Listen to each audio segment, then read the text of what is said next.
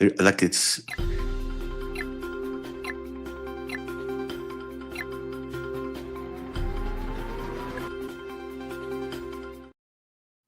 And the Five Stack is brought to you by groundnews.com/Fivestack. You get 40% off right now if you sign up at groundnews.com/Fivestack. It's a great deal for a great news service.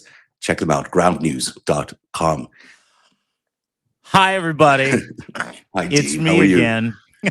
Hey, you again. So nice Hey, to good. see you. Yeah, great Put to a see you smile on too, my buddy. face whenever I see you.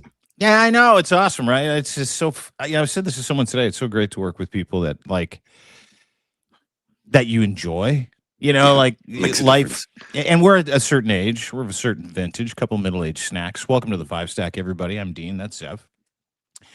Where we've worked for institutions and people and companies for a long time. And we don't have a choice about who we work with and the personalities, but now we have that choice. And getting to choose to work with good people at this point in my life, it would stand to reason that if I didn't, I probably would have committed Harry Carey several years ago. Yeah. I mean, there comes a point where you just can't take it anymore, right? Where there's just this I'm not interested in doing this with these people anymore, no matter what, no matter how much the price tag. No. I'm just not interested. You speaking of middle-aged snacks, did you see that Lev Parnassi's old grandfather at 53, Aaron Parnass had a kid? So I'm like, I feel like a failure, Lev. Congratulations, by the way. Congratulations, Aaron. Well, it Fantastic, stands to reason. Like Lev has 100 kids, and he started having kids when he was 14 or something like that, right? Or 12 it is or like 6. a machine, the Parnass dynasty. It's just like they pop them out. So congratulations. Yeah, congrats, Aaron. Lev. Congrats, Aaron. Welcome to the Bambino, another Parnass in the mix. Wonder when that child will take over the world. Right? Yeah, he'll it's just have a a media family empire. of overachievers. It really is. They know no boundaries at all. They'll succeed at absolutely everything. Mm-hmm. We have a lot of news today. There's a lot of news. That the number 5 story, which is all about did that you watch? cabinet. Did you watch the first cabinet meeting? Oh. Did you? Why do they only have one cabinet meeting? And they're in the middle of a war, and they're only having the first cabinet meeting right now? I think today is a pretty good indication of why they're only having one cabinet meeting. Donald Trump's dying, everybody. He's dying in front of your eyes. What I watched today, and this is the easiest way for me to say it, is a dying man, a dying dictator who is so out of touch with what's going on. There was one point where he rambled for 7 minutes straight. None of it made any sense. And when he stopped, he looked around and wondered where the fuck he was. He fell asleep 3 times again today. He was asked about the war dead, and he's like, our ballroom's going to be cream white. And I'm like, oh, my fucking God. But, am I wrong in that assessment? Because, it's funny. This guy will make me question everything. I'll tell you that. This guy, if I didn't have 6, 7, 10 years on Donald Trump, the president, I think I might believe some of the shit that comes out of his mouth. But what came out of his mouth today was incoherence. It was anger. It was stupidity. It was about pens and gold and boats of oil that don't exist. And, it's a stream of consciousness. Just whatever came into his mind. But, it's what dictators do. They, you think about Castro's, hours-long speeches to his nation late at night, going for 5, 6, 7 hours sometimes. This is what they do. And it doesn't matter what they say, just their appearance on television screens, appearing to be holding court, appearing to having all these subservient people around them, telling them what a great leader they are. This is the performance of dictatorship, and we're seeing it. And the thing is, streaming it on live TV is dangerous. It's dangerous, but it's also, it's just how they do things. They just take over the mind. Every little bit of information stream available to them, they will try to take it over because that's what they want. They want as much, ubiquitous attention as they can possibly get. Human attention is the greatest commodity in the world, that and trust. And they have one of those things all the time because they don't have another one of those things at all, ever. And, and you make such great points is the idea that anybody takes any of these fucks seriously, that isn't either tied to them financially or doesn't have an interest in religious interest, lobby interest, policy interest, regulation interest in Donald Trump and this regime. It is virtually, well, it's mind-numbing to think that what I watched today would have been taken seriously by any member of the United States of America. Mind-numbing. Is it meant to? Is it meant to be taken seriously, or is it just like any good television show? It's meant to be a disaster. It is watching a train crash into another. That's a great question. And when you think about it, like if the only thing they give a shit about is taking up airspace, crazy takes up a ton of airspace, especially when you're the president of the United States. Like, just walk with me down this road for a second. We'll get to a couple of clips in just a second from the dictator holding court today. Not only did he look like he was dying, his entire hand, his right hand, was covered in makeup, as was his left hand. That little rash was peeking out. He fell asleep 3 times. Okay, so those are just the physical, like the visible physical issues that I watched today. The audible physical issues that I watched today: the slurping, the slurring, the inability to finish a sentence, and the inability to cogently present a thought that started in one place, ended in another, and in the middle, the whole thing tied it together. Yeah. I didn't hear any of that. Like, and like we're going to get to the specifics in just a second, but I'm setting the table because I watched the whole thing today with bated breath. I was like, this is the worst I've ever seen him. This is the worst I've ever seen them. And then on his right, he's got Doug Burgum, whoever the fuck that guy is, and Marco Rubio stroking his balls with "Thank you, Mr. President. You're so important." This is Doug Burgum. You're so important. People of Venezuela. I know this name because I've been reading about him. I know he's in his cabinet. He used to be like a Democrat, fair-minded, and then he was like, "I can get millions of dollars from you if I just go crazy with you." And Doug Burgum's like, "Yeah, I'm sold. I'll go crazy with it." So Doug Burgum's sitting there, and he does one of these, dude. This is great. I just want you to know, Mr. President, Your Honor, Sir, Chief Cockstroker. I just want you to know that Venezuela loves you so much. Your polls there are through the roof, so much so that they're going to build a statue of you there. And by the way, we have all the oil and $100 million worth of gold.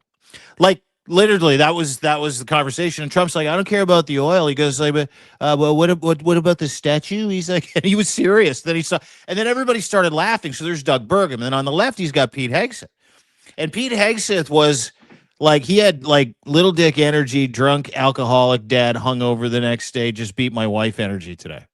Yeah, like. Well. He sat next to Donald Trump, and he's like, "Sir, without your incredible fucking approval of this fucking incredible goddamn fucking," like he just, the aggressiveness that he came out with and promised bloodshed, promised death, and then excoriated the media today, for reporting on a factual set of circumstances in the Gulf that says Iran has wiped out every U.S. base in the Gulf. Everyone, they're all gone. They're gone. This happened day 1, 2, 3, 4, 5. They've been covering that up. They've been hiding that. And you know what Pete Hegseth said? "Oh, yeah, you do the right thing. You got to do your fucking jobs. Like, you can't be reporting on this. Those are all lies." And I'm like, no, I looked at the satellite images, New York Times, The Guardian, Al Jazeera, Axios. Everybody fucking said the same thing today. You have no physical presence in the U.S., in the Gulf state areas, because they have taken you out. You're hiding in office buildings in the area. There's like literally a fucking disaster going on around them. And these guys are like, "Hey, media, get your stories right. Fuck you guys." When has Donald Trump or any part of his administration ever admitted to doing anything wrong or apologizing for anything? They don't do that. Their whole thing from Roy Cohen on down has been deny, and they'll just deny everything. So you can't believe a word this administration says, and that's not hyperbole. The other things that came up today were the Supreme Court justices, where he called this is unusual to call the Justice Barrett and Gorsuch. He said they sicken me after 6-3 SCOTUS ruling that struck down his tariff as unconstitutional. I mean, that is just unusual. This is the most loyal Supreme Court to his agenda you can imagine.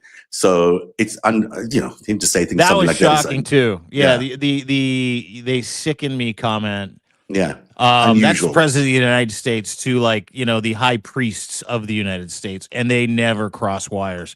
And that's the furthest. That's got to have implications, no? Yeah. A guy like Kavanaugh, a guy like Gorsuch. Moments. Let's see what he said today. They could, you'd be hearing about it. you'd be hearing about it. You don't hear anything about it. They can't shoot our jets. We have the best. My gosh. We have the best military equipment in the world. No, not even a contest. How good does he look? He does not look good. He does not look good. He's dying. Yeah. He's like this now, dude. He's hunched over. It's a difficult job. I mean, you got every single president who's ever been in that job ages so much. He's already an old and sick guy who's got a very difficult job. Even if you're being a dictator, it's not easy. And he is looking at. Here's another one. Some money back, but it's one of those things. It's a terrible, terrible, horrible mistake they made, but it's okay because we have another method that's just as good. We'll use the other method. But because the tariff money has been so substantial, we gave our farmers, who have been mistreated by some countries. So this is the tariff thing, which if I heard him correctly, they still plan on implementing some sort of tariff. Yep. Which is, again, illegal against the SCOTUS ruling. It seems to be what they plan on doing. Yeah, of course, dude. This is the thing that shocks me about people who are shocked by this. Mm-hmm. Like, you're shocked by this? I'm shocked that you're shocked by this. Nothing shocks me. But this guy doesn't have a stop button. Mm-hmm. Like, it doesn't matter what he's in trouble with. Doesn't matter what he's done. Most people, and it's relentless. I've never seen anything like it. I have never in my life seen anything like it. Because most people act like you and me. Right. Mm-hmm. And on the upper end of that scale, you have people that get away with it for a long period of time. They're in all kinds of trouble all the time. And they're like, fuck, fine, you got me. I need to turn over a new leaf. I got to get my shit together. That kind of stuff.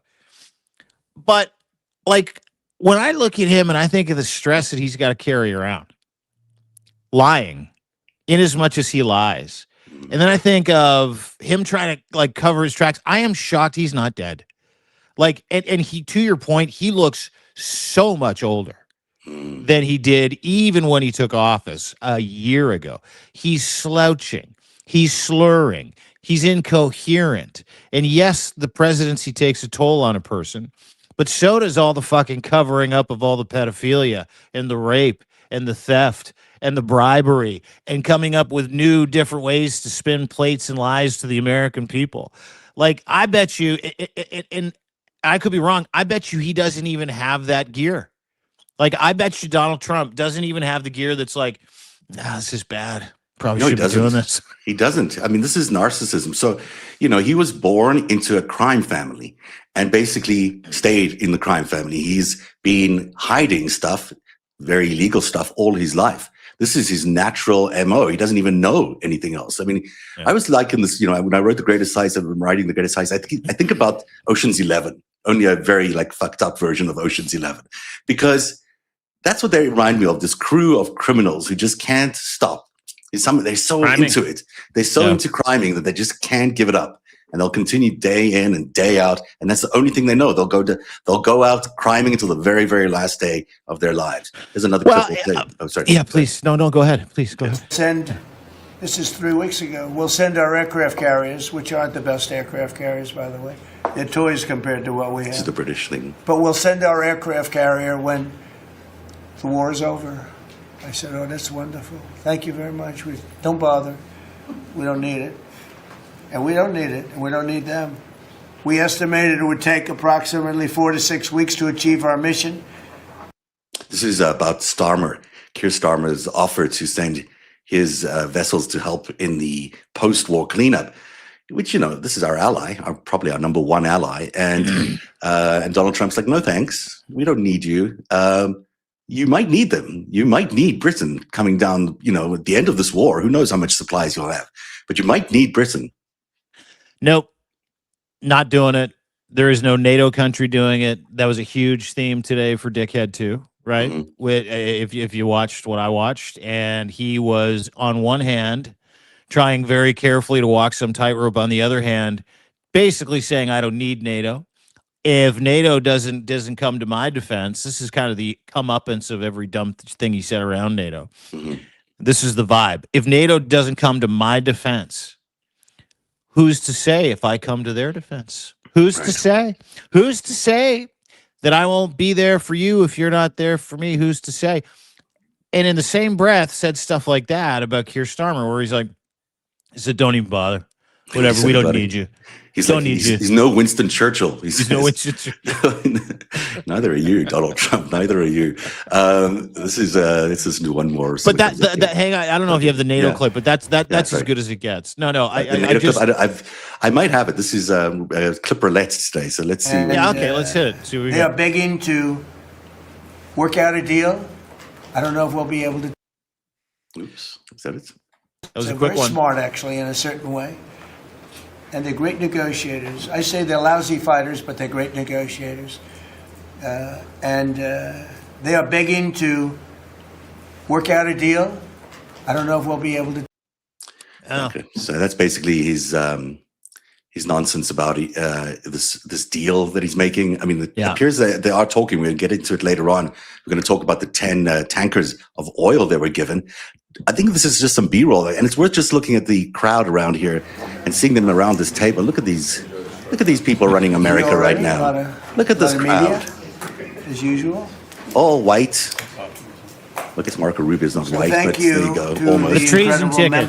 This is the treason ticket. Doing a phenomenal job. Everybody pretty much it really is. that, including our newest member, Secretary of Homeland Security, Mark Wayne Mullen. Thank you, Mark.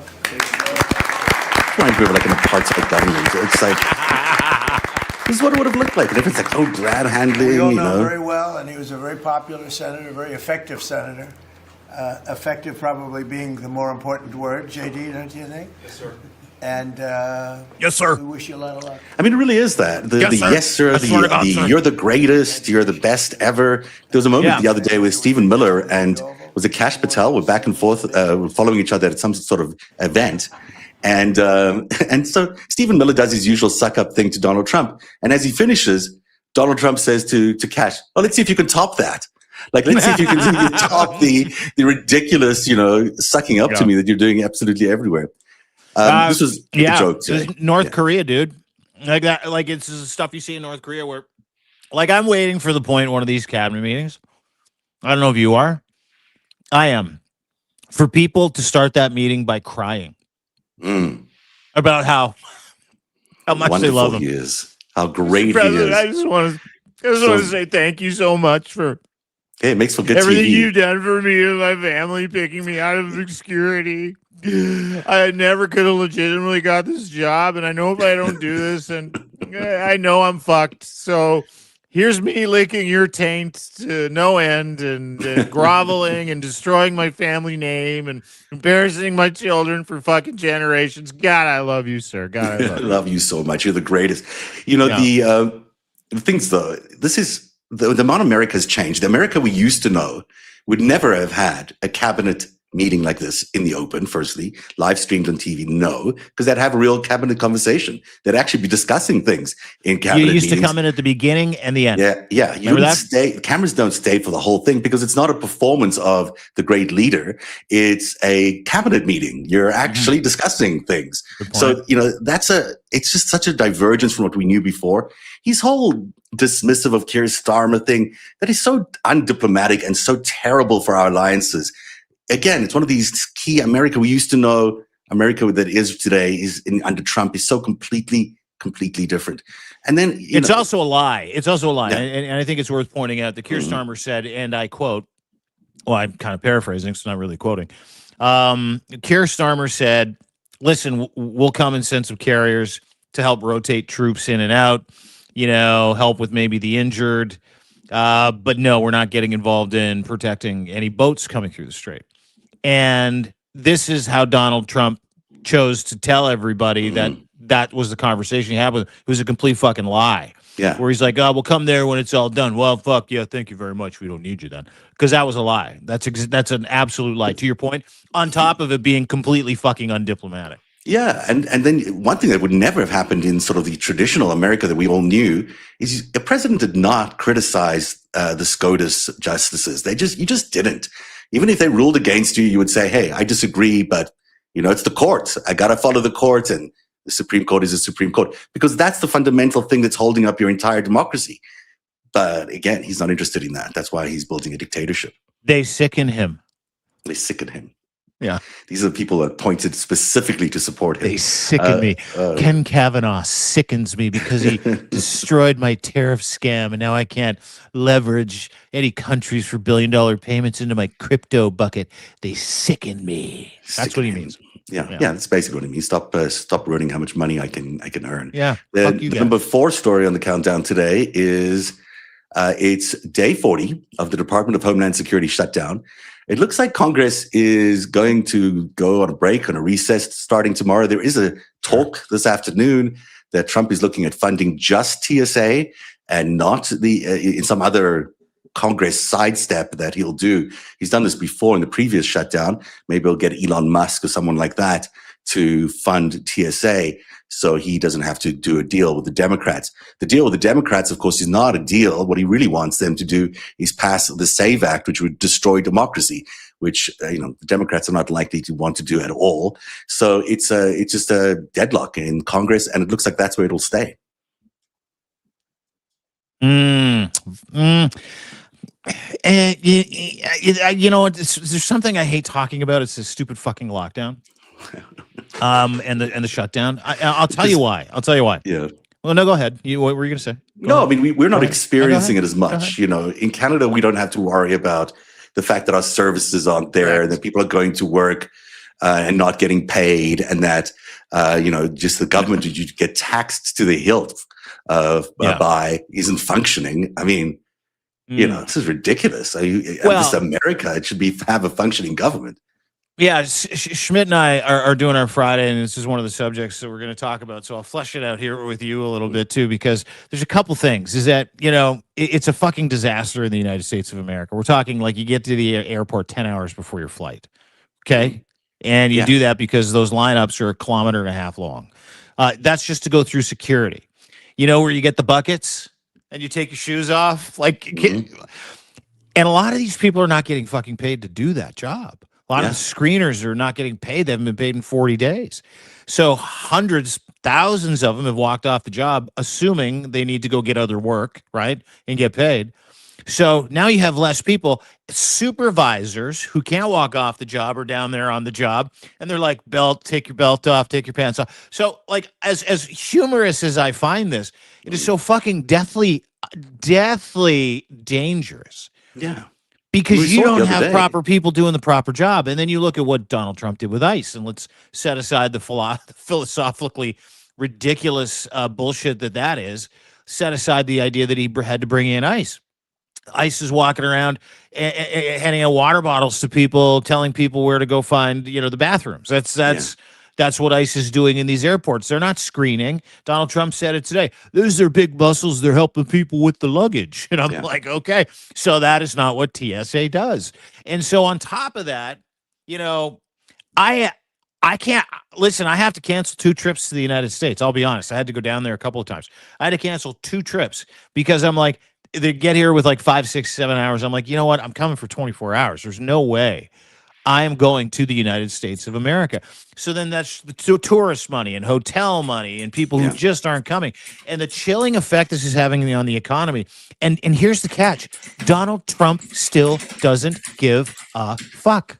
No, he doesn't, because his approval ratings are still coming in at about 38%. I have no idea how, but he's still getting decent approval ratings, which must be it must be a mirage, or maybe these things are all rigged. But people are about to go on spring break. They're about to have to go on their big annual vacations, and they can't go. And they're about to see their prices go up anyhow, and they can't drive because of the gas prices, and they can't fly because of the TSA mess. And if they do fly, if they actually get on a plane, you're not guaranteed that you're not going to crash. I mean, that Air Canada disaster, which got a little bit of play, but also disappeared off the radar. I mean, the guys in the fire truck that was, on the runway as this jet landed did not have a transponder in their vehicle, which means they weren't being registered by the radar system that they have there. Not to mention the radar system itself said it was overloaded and couldn't deliver an actual alert because it was overloaded. I mean, those are failures that are systemic failures, but they're also failures because there's only one person for an entire LaGuardia airport sitting in air traffic control, which is, kind of stunning when you think about the limited staff they have there. Yeah, I shudder to think, and I have friends that are coming back up. Obviously, Steve and his family live up here in the summertime, experiencing the Canadian summer. So Steve's coming back. We're getting ready for Blue Jay baseball. Very excited for that. First game's coming up in a couple days. Oh, great! I can't wait for that. Yeah. I'm going to get daily Number updates. 2 in the power rankings. No, Oh you're going to get a lot of updates all year long. I'm You're so excited. This is the no, best you're part not. of. That's like when you bring up Manilow coming back. I'm like, Manilow, the Jays. I mean, same thing. So anyway, he's coming back, and he's like, we got to talk about this because it is going to be such a nightmare for me to get all my shit back, because we have no idea if we're going to be able to cross the border in this city or that. And the fascinating I think thing is the lack of interest. This is a very specific industry that requires precision, right? And again, you got supervisors and ICE filling in a position where people are actually trained to detect shit like bombs, right? Guns, those things. None of these guys are none of them. And so God bless Donald Trump if he does decide that those lives are worth something. If he decides that the airline industry is worth something, if he decides that his tourist economy is worth something, if he pays the TSA agents, God bless Donald Trump. It's also really interesting to me. That's such a good point you're making there. But it's interesting to me how compliant everyone is at these airports. I think in the America that we knew before, people would be outraged. They'll be throwing tantrums standing in those lines. But everyone has been very well behaved. It's another sign of a sort of American dictatorship that we've entered, where everyone's just compliant. They'll stand in line for hours. It's just what we got to do. It's how we do things in America, in our new America. The Justice Department, this is number 3, agreed to pay former National Security Advisor Michael Flynn, a Russian asset, to settle his malicious prosecution claim. Flynn pleaded guilty to lying to the FBI. He was pardoned by Trump. That's fine. It's a prerogative. And now your tax dollars are being used to pay him for the privilege of being investigated. So Flynn sought up to $50 million in damages. The settlement amount was not disclosed, but it could be very, very high. The DOJ called it an important step in redressing a historic injustice. It was not an injustice. It was not an injustice. There's that same dude that pled like the Fifth Amendment when Liz Cheney asked, "Hey, do you believe in the peaceful transfer of power?" Same guy? Yes. I think it is. Okay. I think it was him who did that. It's the guy who was all about the martial law during January 6th. But in this case, he lied to the FBI about what was going on early in the administration. It was the national security advisor. He was fired really early on. And if I'm not mistaken, he was speaking to the Russian ambassador on a back channel. Yeah, he lied about that relationship and took a whole bunch of money from those guys. A lot of money. And then that was when Trump was surrounded by like real dudes, though. And so those real dudes are like, he's got to go. It's compromised, like right fucking now. And so what do we have? We've got a guy that was pardoned for being a Russian and Israeli asset, right? Mm-hmm. We got a guy that was and getting paid for it while being the national security advisor. We got a guy that helped pay for and incite the insurrection, get pardoned. We got that guy who is running around. Oh, by the way, he's in charge of QAnon. Just got pardoned. By the way, the other thing that that this guy does is sells like custom AK-47s and AR-15s only to people who believe in Christianity. Just got pardoned. He was just awarded. I mean, he's like one of the most important guys in J6 as well. He was just he was just given. Talk about a fucking rewards and loyalty program, though. Yeah. He was just given $1.2 million of your money for all that, and given an apology by your government for all that. And he committed treason. He committed treason. He was part of an insurrection. Seditious treason. Yeah. He should be, by the letter of American law, if we had a real president in office, he should be hanging from a tree. Yeah. There's a very famous picture of him with Vladimir Putin at the RT dinner. where the two of them are yakking it up because guess what? He's an asset for Vladimir Putin, and Putin knows exactly how to play his people. This is the same guy that Barack Obama, by the way, fired when he was his intelligence chief way back when. It's not the only person who's been fired. This loyalty and rewards program, it's a great one. Abbott family, $5 million for protesting for doing a crime, really. Kash Patel's grand jury thing came out today, completely redacted. Did you see this testimony from his Mar-a-Lago thing? Completely redacted. Every single line. White House is like, hey, guys, come with me. We're going to look at Kash Patel's grand jury testimony. Let's watch this. Every line was redacted with the exception of, I plead the Fifth Amendment so I don't want to incriminate myself, which is him saying I'm guilty as fuck and I'm not saying anything, and that is my right to do so in an entirely redacted document. I mean, it's insane that these people get to cover up for their crimes because they're covering up for the president's crimes. Yeah. And they get to walk away with these rewards and for being absolute criminals. Meanwhile, Nicolas Maduro, who is a criminal, but nevertheless is stuck in court today. He's appearing in court today. And the president today basically said that there will be additional charges placed against Maduro because likely he's not cooperating with their little plan. So explain that whole thing to everyone because it is very critical. Behind the scenes, there's an attempt to extort Nicolas Maduro to do something for them. Yeah, lots of different source reports that have come out, and I had too many to cite, so I won't. But Tulsi Gabbard has met with him a few times. Yeah, whether or not, and I always have this argument with people: what does a few and what does several mean? I always say a few is 4 up to 7, and then anything over 7 up to 10 is several. Anyway, she's had a few meetings with him. Could be 3, could be 2, could be 4. But she's had meetings with Maduro. And part of this, and it's fascinating because there's another thing that came out today about this, the Biden thing, with Ukraine pumping money into the Biden. Tulsi Gabbard says she's on a hot tip. It kind of ties together, and I'll explain it in a second. So Maduro is supposed to, if I'm to understand, the tea leaves here, he's supposed to admit to publicly interfering in the United States elections where Donald Trump lost in 2020. Easiest way to put it. And he is apparently not cooperating with Tulsi Gabbard's request that he do this for Donald Trump, because if he does this for Donald Trump will set him free as a bird. You can go back and put you back there. You could be like, the emperor or whatever he's fucking promised him, because that's how the Trump regime works, right? They promise you, like they did with Zelensky, you can come to Hollywood, you can make movies, we'll plug you into all the money here. There's so much money here. And he's like, go fuck yourself. I'm going to stay here and fight for my country. So Maduro's not playing ball. And that's a real problem because Donald Trump is lining up 5 or 6 false flag accusations with foreign interference help. So he's asking for foreign interference, people from other countries, Nicolas Maduro, one of them, to help insinuate that he himself and their country was helped by Joe Biden. They helped Joe Biden win in 2020 and tried to help again in 2024, but it didn't work because the will of the people was stronger than that of the Venezuelan Smartmatic scam.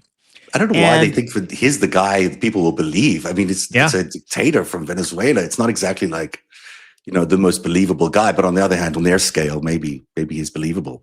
I don't know, man. It's such a fucking, it's so Trump, right? And the other part of that, the Joe Biden thing, is, I don't know if you know this, but Tulsi Gabbard came out today and effectively said something to the effect of, there's a report that something to the effect that Tulsi Gabbard has found a connection from Ukraine, the United States government funneling money into Ukraine and Ukraine funneling money back into the Biden family coffers. Oh, and we've heard the story before, I think. Again. No, but she said because of the raids, she's found it. All these okay. We found it.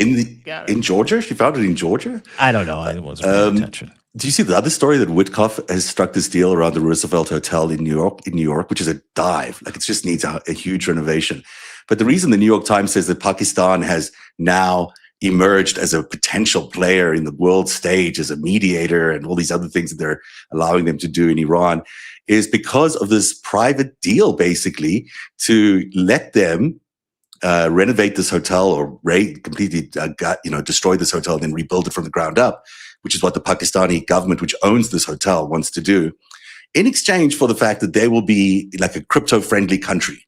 So this is how we do our global affairs now. We have these deals where crypto on the one hand and a hotel deal in New York is the way we solve our Middle East crises.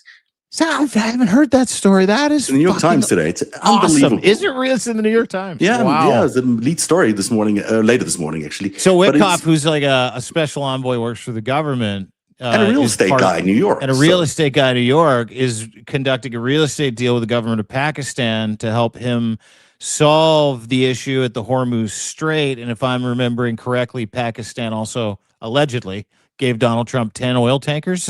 No, that was the Iranians gave them the 10 oil tankers. But so many prizes here, so many wins. The piece that you're missing there is the crypto piece, because Witkoff is obviously part of the Donald Trump crypto World Liberty. World Liberty Finance, and that is the piece that Pakistan gave back. Is that okay? We'll let you be a crypto country for you. And aren't these peace negotiations going on in Pakistan if they do happen? I believe so. I think that's that Pakistan was going to be the mediator, and they would only get to be the mediator if they had this whole deal, which is about a hotel in New York City and about cryptocurrency. I mean, it's so hard to square these things away. I know, right? Like, it's amazing how they can parlay all of that into 12 different business opportunities that will give them and only them trillions of dollars. That's all they care about. The financial chess here is fucking makes me jealous almost. I mean, it kind of is fun for them. I'm sure they have a good time putting these things together, but it leads into the number 2 story. So at today's cabinet meeting, Donald Trump claimed that Iran sent him 10 oil tankers through the Straits of Hormuz as a present. You'll remember he said this the other day, that he got a present. Now he's told us what it is, 10 oil tankers. That was apparently a signal that Tehran is serious about negotiations. But if you look at who's actually running the Iranian regime right now, that signal takes on a very different meaning. It's this dude, and I ran a story of this in the narrative this morning. He is the new real go-to guy in Iran. And I'll give you his name in a second, but he is also their chief terrorist. The guy who, is now running Iran. He's basically the guy who used to head up their entire Iranian terror operation, which is kind of amazing, because I remember in America where we never used to negotiate with terrorists, but now apparently he's the guy we want. He's How much the guy. oil does that terrorist have? Yeah. How many tankers can you send me?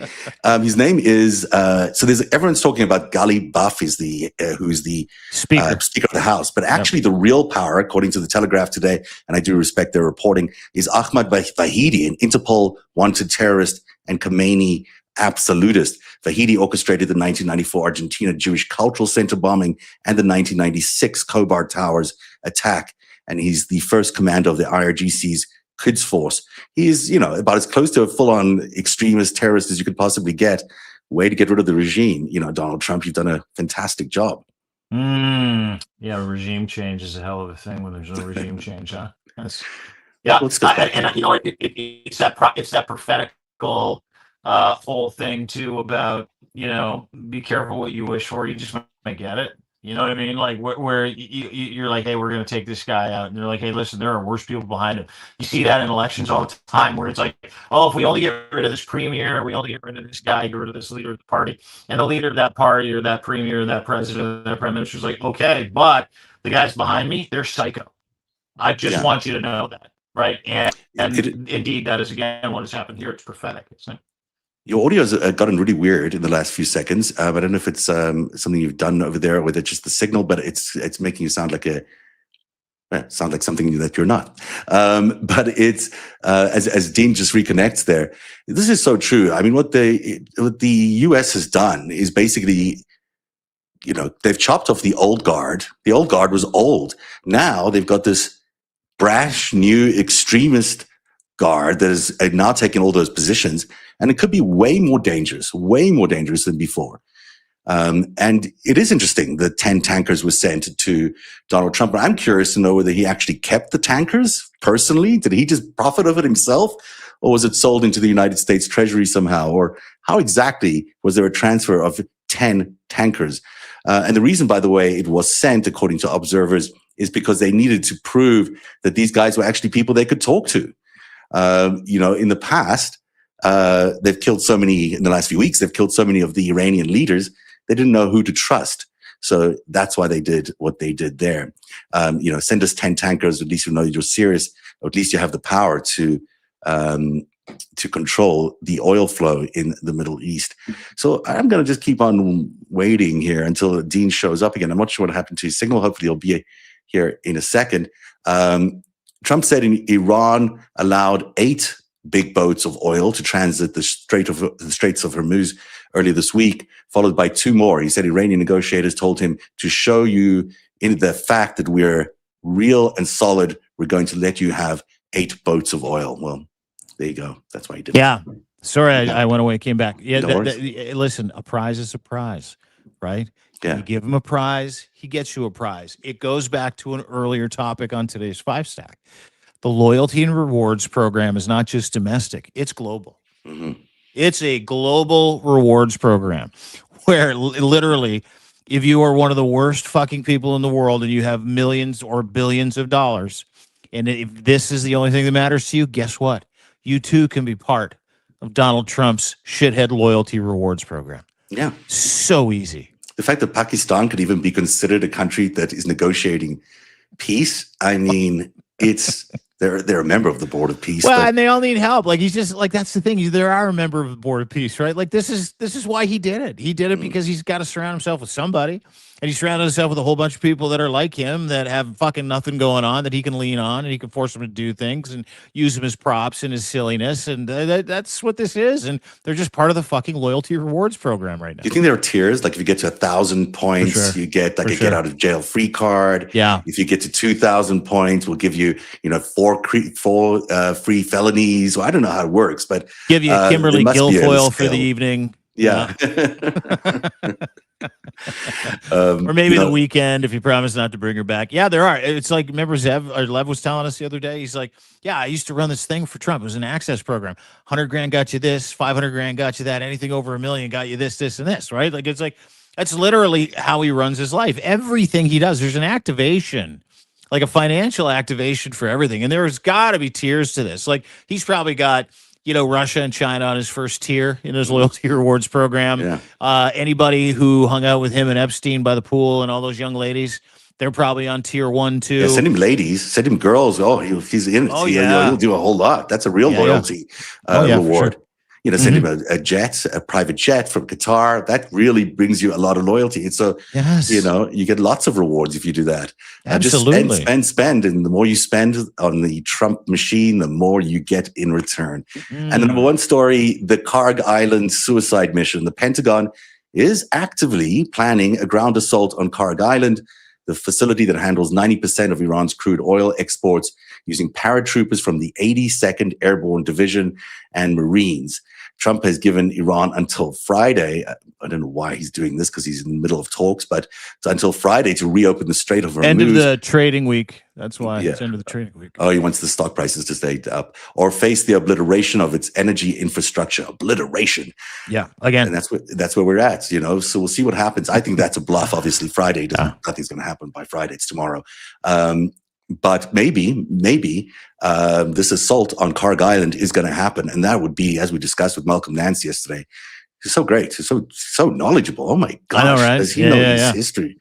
I was like, I don't, it's a lot of really important detail. Well, he knows his history. He's been there, and he's written many textbooks for the military that they use today. So he's a smart guy, and he's like a best-selling author, New York Times, several times over, and he's lived there. He hasn't just been there; he's lived there. He's worked there, right? He knows the people. He speaks like 42 languages. Like, he's fluent in everything in that region, as is our friend Jakob Karsbo, who I want to get on tomorrow, who was a wazir. He was the chief Middle East bureau guy for the Danish intelligence service. So, having them in our universe has been incredible, and they led us into how much of a suicide mission this is going to be. If you watched our show with Malcolm yesterday, I'll popularize it or kind of give you the Cole's notes. It's death. They're going to fucking die. They've got a million Basha soldiers that are sitting there waiting. They have infrastructure they built into those hills for 47 years.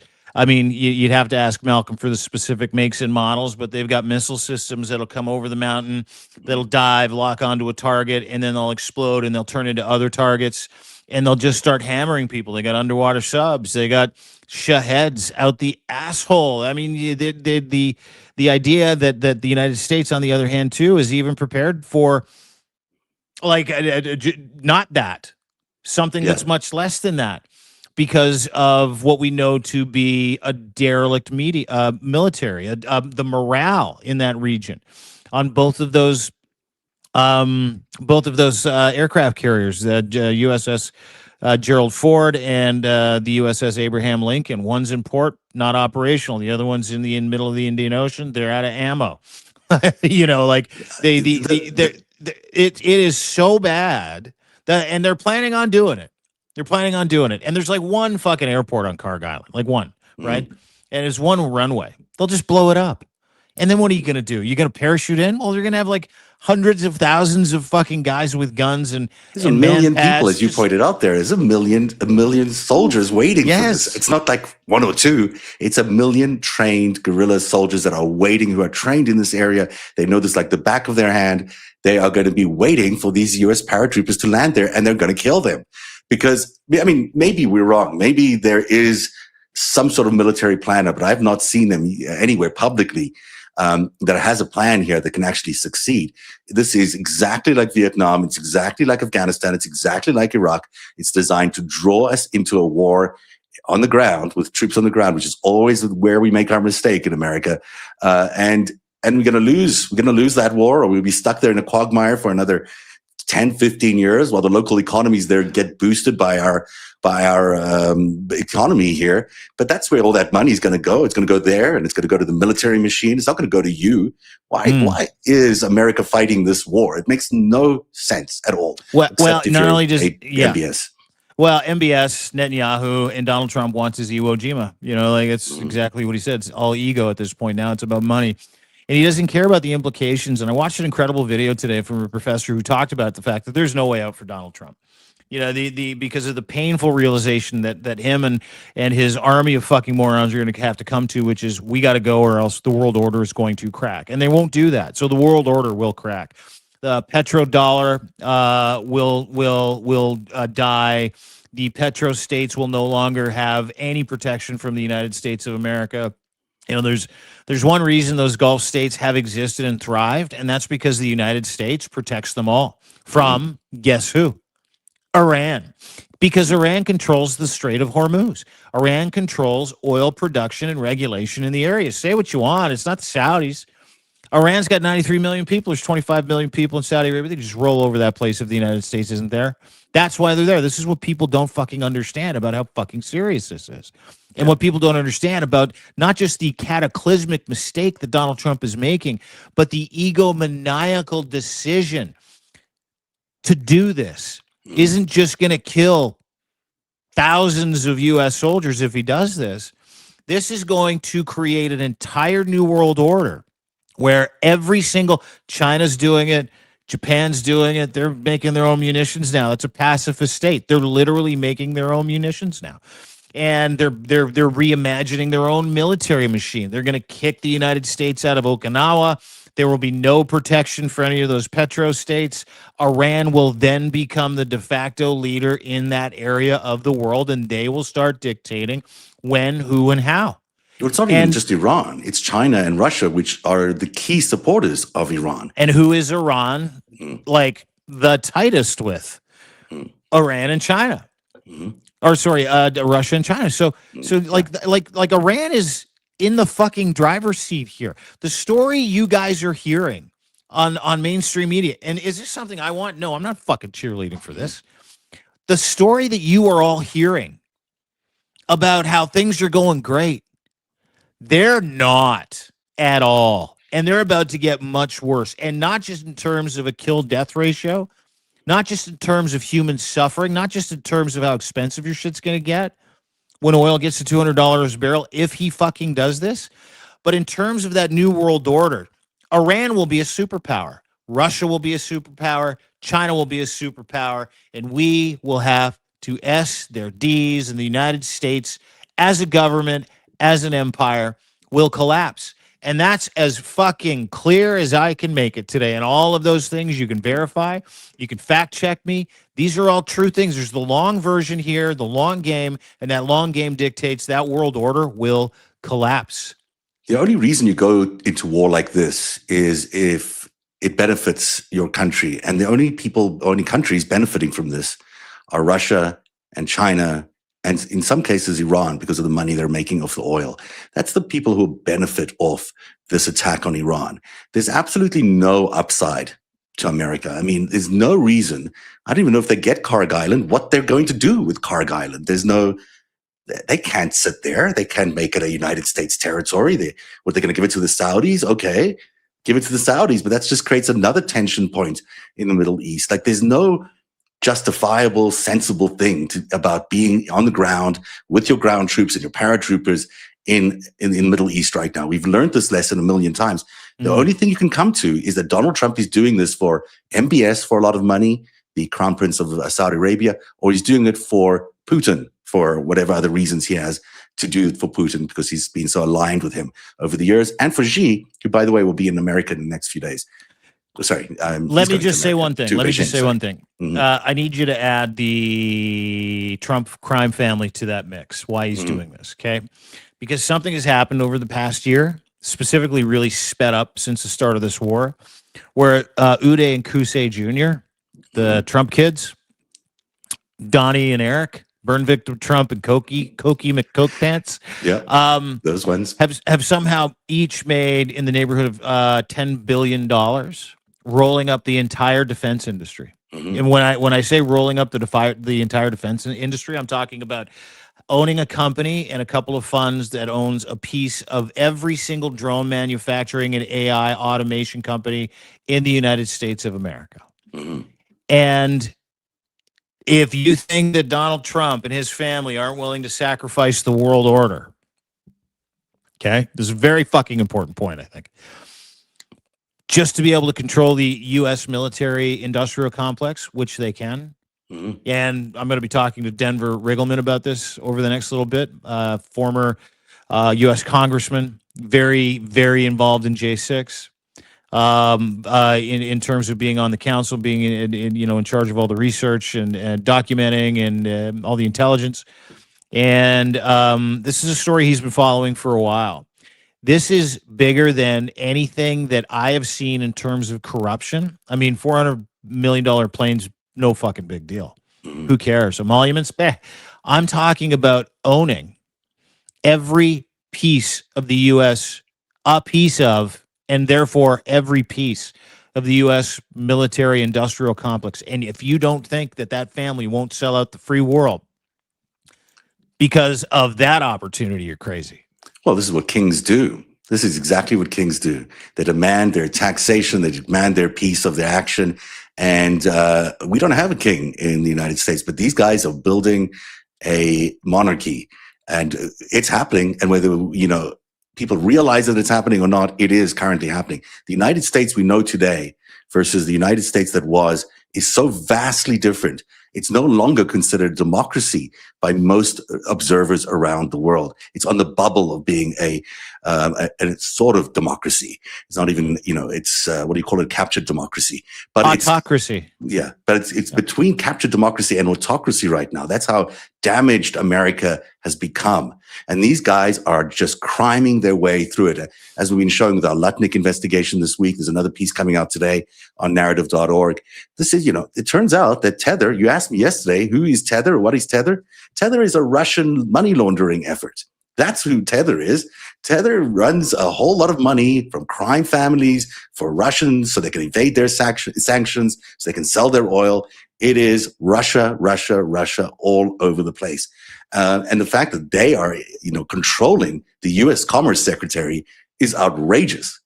But can anything be done about it? I don't know, because of the whole. We talked about that yesterday, didn't we? I'm like, who owns Tether? Yeah, that's exactly why I looked it up. I was I know, and I'm like, okay, there's a plastic surgeon that's like the guy who owns most of it. He's in charge of it. I'm like, there's no fucking way an Italian plastic surgeon living in the British Virgin Islands isn't cartoon. There's a Canadian lawyer who was involved, was the general counsel. He's retired recently because the heat was getting too much.